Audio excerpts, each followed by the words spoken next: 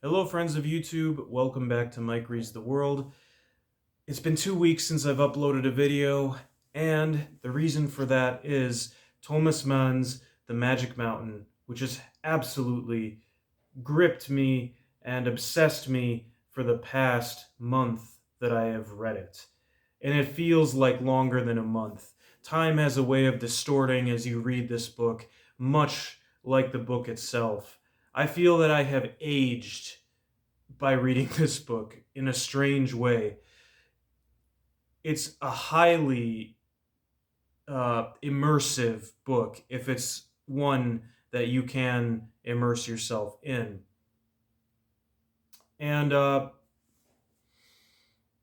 this fine day in December of 2023, I have decided that I'm going to make a longer video for this book, and I want this to be the first book that I put the effort in to make a longer, more produced analysis, full spoiler analysis. So that's going to take a little bit of time. So I'm making this video to persuade you as a reader to begin reading the book now, because I believe it's worth reading for everybody.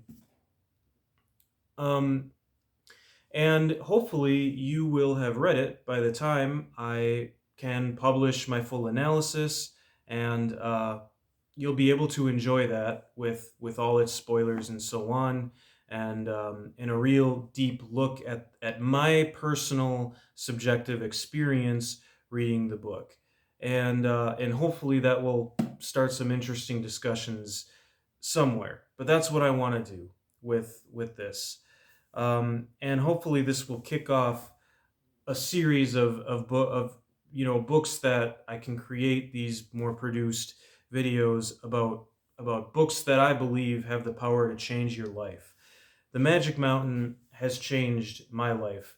I've called a lot of books in this project in this past year as being among my favorite books after having read them, but the standard as I read more of the world is constantly getting raised, and I have not encountered a book like The Magic Mountain that has brought such a range and variety of ideas and emotions, um, that fight for the soul of our main character, Hans Castorp, who really could be all of us, even today in the modern era. He's described as a mediocre sort of man, but in an honorable sense of the word. This is the translation to get, by the way. Johnny Woods. I wanted to say that. And Hans Castorp goes to a sanatorium in Switzerland to visit his cousin. He believes he's going to stay 3 weeks. But the book tells you, and it's quite clear, that there's something under the surface going on here. Perhaps sinister, perhaps not. But what's quite clear is that people don't just come and stay for 3 weeks. The place has a way of trapping people for longer periods of time. And now we in the sanatorium meet a cast of vivid characters. The Italian Settembrini um, is one of the standout ones we'll meet at first. Frau Stur, pardon my pronunciation. Um, there is this vivid cast of characters uh, around Hans that they are more complex. They are complex characters, but a lot of them represent ideas. They're symbolic of certain aspects of life and ideas, and perhaps contending ideas of the age of which Thomas Mann was writing this. But they don't fall into easy pigeonholes. They are complex, and it is a book that very little happens. Very little happens in especially in the first half, and it's very hard to sell somebody on this book on that basis. It's a book of ideas, of conversations, of cozy moments, of uncomfortable moments. It's really just an experiential novel of, like, imagine you took a holiday up to a sanatorium and everything was provided for you, and all you have to do at this sanatorium is figure yourself out. That is what this experience is. That is what this is. It's you in a book taking a vacation for however long it takes you to read it to figure yourself out in what you believe. Have you ever wanted to do that? Take a meditative retreat?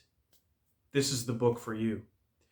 And I have a feeling that the at this time 288 subscribers that are on this channel, if I can look at my channel and say I have any appeal, I feel it would be to people that would be interested in that sort of retreat, in that sort of introspection.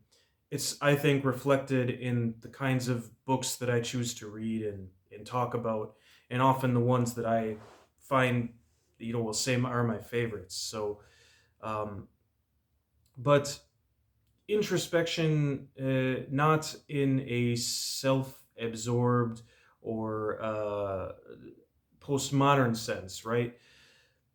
That's another topic. The point is, I think everybody should read The Magic Mountain.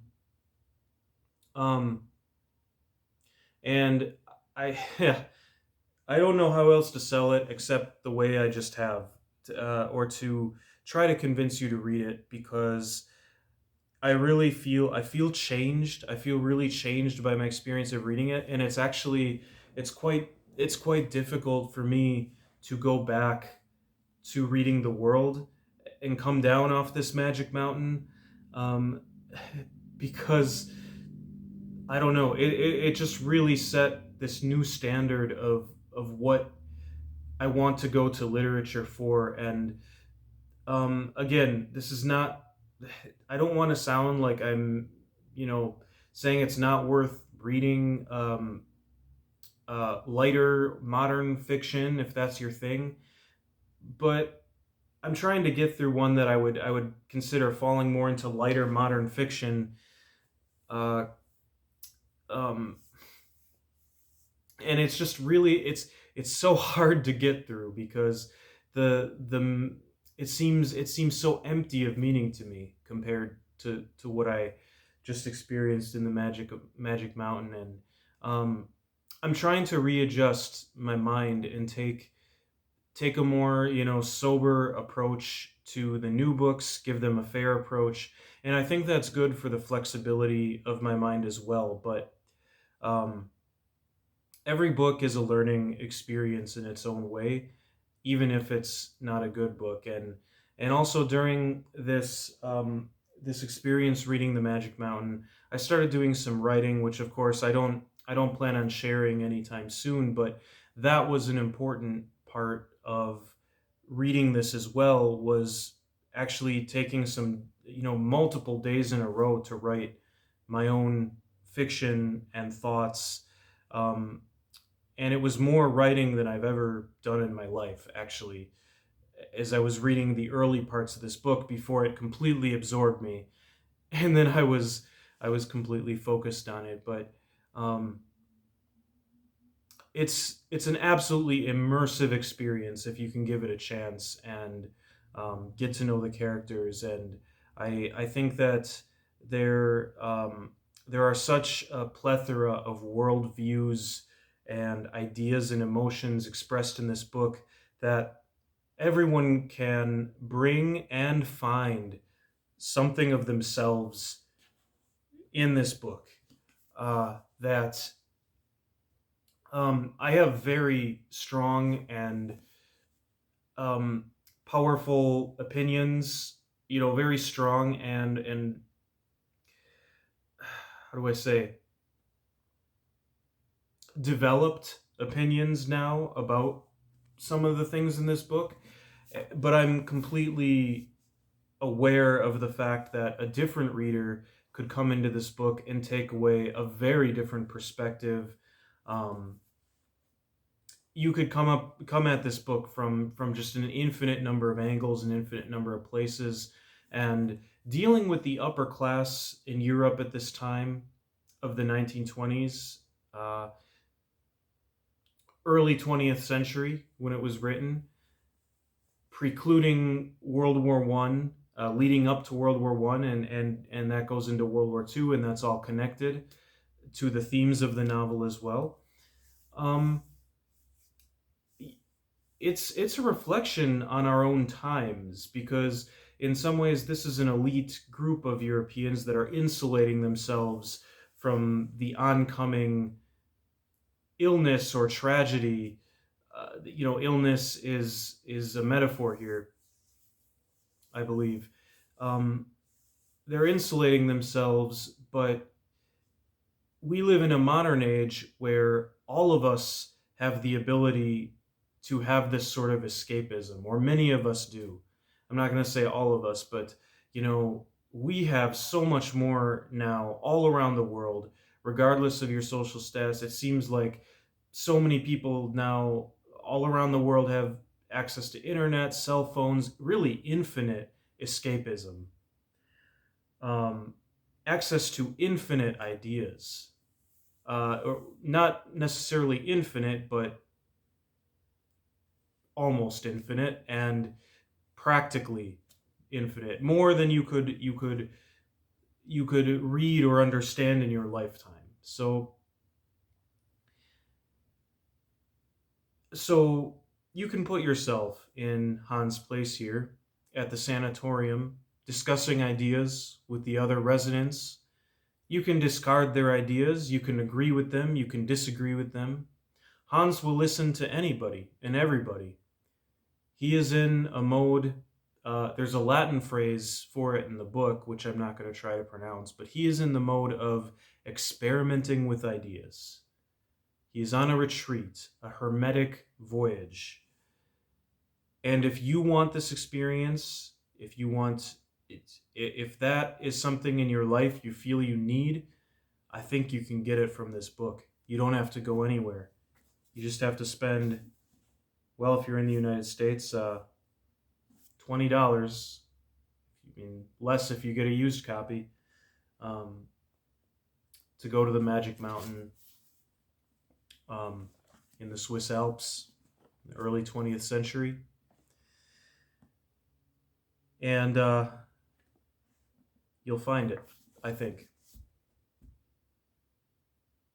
You might have to stay longer than 3 weeks, though. So I'm going to leave the video at that. And again, just say life-changing experience, and I recommend you read it. I hope you'll read it so that when my analysis video comes out, more produced and scripted and so on, um, you'll be ready. You'll be ready to join the discussion that I feel this book must be talked about, in our modern day. Must be talked about more. It's not talked about enough. It is overshadowed by other modernist works like Ulysses, which I haven't read, to be fair, but um, it certainly seems overshadowed, and I am really astounded that it's not more talked about. So yeah, thanks for tuning in. I do hope to continue the Reading the World series first. Please bear with me because, like I said, I'm still trying to come down from from the mountain, so to speak. And I know I have to, and I want to, but it's just a time thing. I know it's only been 2 weeks. What am I so worried about? It's not like you're you know sitting there waiting for my videos, right? So it's a personal journey, and as reading is, and I look forward to continuing it, and thank everybody who has commented or participated in this channel as usual. So enough rambling. Have a great night.